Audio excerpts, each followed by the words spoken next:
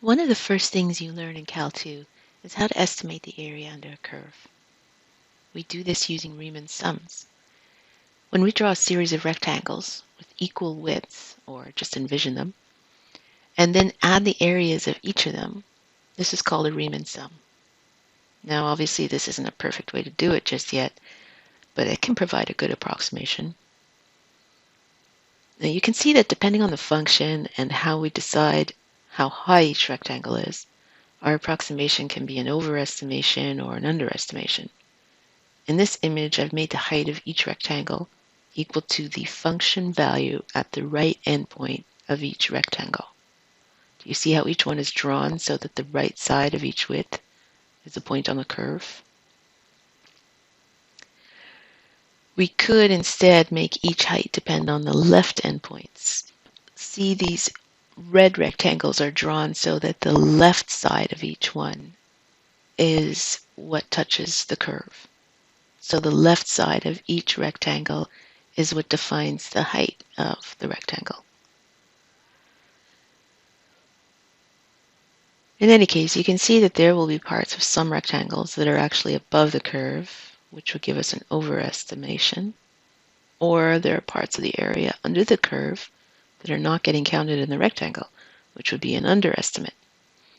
In any case, what's always true is that the approximation will improve if we use more rectangles, which have smaller widths, but we'll get to that a little later. Let's try to look at these sums a little more formally. We don't need to actually draw this situation every time. We can develop a formula instead. So let's derive a formula for the area under a function f of x using 10 rectangles and the right endpoint of each one to get its height.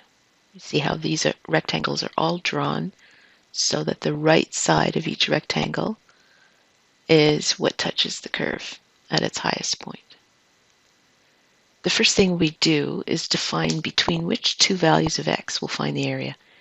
We'll call that interval a to b. We also need to find the width of each rectangle, and we usually call that delta x.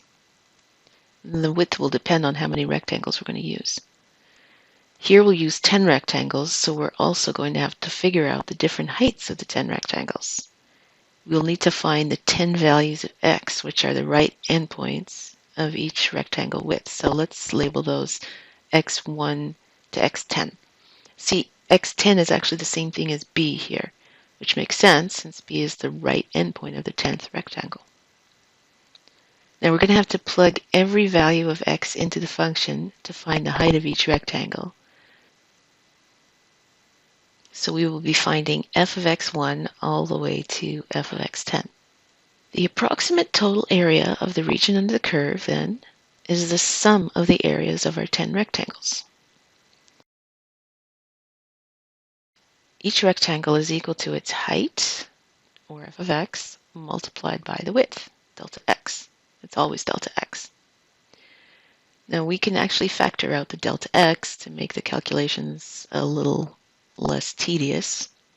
We don't have to multiply delta x each time. We can just multiply it once after we've finished adding up all the heights.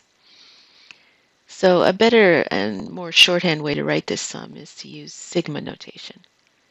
Here the notation says that we take delta x and then we multiply it by the sum of all the heights, f of x, from 1 to 10. Now this is essentially our formula for the area under f of x using 10 rectangles. But we need to add a few things to this. Now the first is how to find the width, delta x, which we said will depend on the number of rectangles we're using. Here we're using 10 rectangles, so we just need to divide the interval from a to b into 10. Now we'll also need to find a way to find every value of x in order to plug those into the function. So to do this, we start with the value a, which is the first x in the interval, and then add however many widths we need to get to the x value that we want. For instance, if we want to calculate x6, add 6 widths to the value of a. So the formula for this uses I to represent which rectangle we're dealing with. we're adding I times the width to the value A. These are the three formulas that you need in order to find the area under a curve using Reimann sums. So actually, these formulas use the value 10 if we're using 10 rectangles. But if we want more general formulas, we can just replace 10 with the variable n. There you go. We've also used the right endpoints to calculate the heights. If we need to use left endpoints instead, then we could add one less width each time to A. Or if you want to use midpoints, then take 1/2 off the number of widths you're adding to get to the right x-coordinate. Okay, so let's do an example with an actual function and some numbers. We will use a Riemann sum to estimate the area under the function f of x equals x squared over the domain 2 to 5. Use 6 rectangles and right endpoints for the height in each subinterval. You don't have to sketch the graph in order to answer the question, but it's a good idea in the beginning to visualize what's going on. So the first thing we do is figure out what delta x is. You take the interval from b to a, which in this case is 3. We do 5 minus 2. And then divide it by 6, because we're using 6 rectangles. So b minus a over n is 0.5. The width of each rectangle will be 0.5.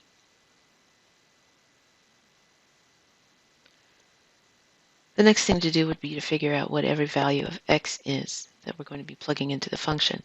So we're finding xi. We have to find x1 all the way up to x6. So x1, we replace I with 1. 2 plus 1 times the width would give us 2.5. You can see that on the graph, 2.5. x2, we replace I with 2. So it'll be 2 plus 2 times the width, and the value will be 3. It's probably a good idea to make a table of values, because you're going to take each of these x values and plug them into f of x to find the height as well. Make a table of values going from I equals 1 to 6. Find each value of x, and then plug each value of x into the function. All right, let's get our area formula now. And we can factor out the delta x again, because that doesn't change. We are doing the sum from 1 to 6 of all of the heights. So 0.5 is out in front, that's delta x. And we add each height from I equals 1 to I equals 6. And then just use your calculator. And that's how many square units we have. This is clearly an overestimate. You can see that every rectangle is going a bit above. But we'll see in the next video that there's a way to get an accurate number for the area under a curve.